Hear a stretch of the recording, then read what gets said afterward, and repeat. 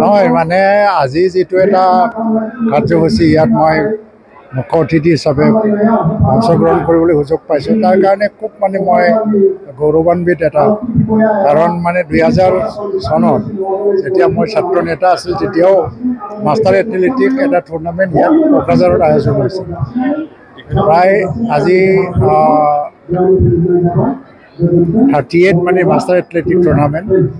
ইয়াত আজি শুনিবলৈ পাইছোঁ অন ৰেকৰ্ড মানে 32টা জিলাৰ পৰা প্ৰায় 1200 এথলেটছবিলাকে ইয়াত অংশগ্ৰহণ কৰিছে স্পৰ্টছমেনশ্বিপ বা স্পৰ্টছৰ লিগেচিটোক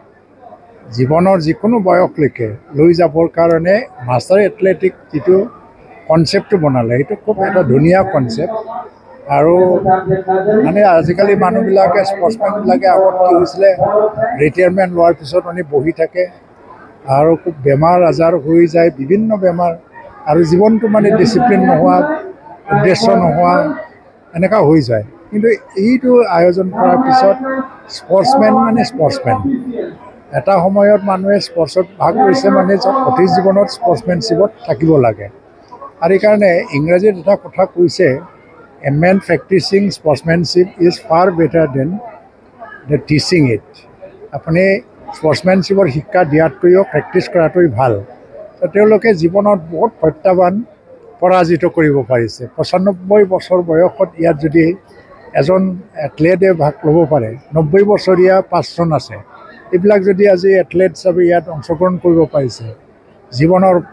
সকলোবোৰ মানে প্ৰত্যাহ্বান তেওঁলোকে মানে পৰাজিত কৰিব পাৰিছে সেইটো খুব ভাল কথা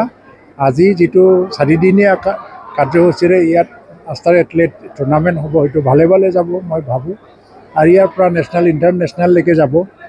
আৰু আমি কোকৰাঝাৰবাসী হিচাপে তেওঁলোকক স্বাগতম জনাইছোঁ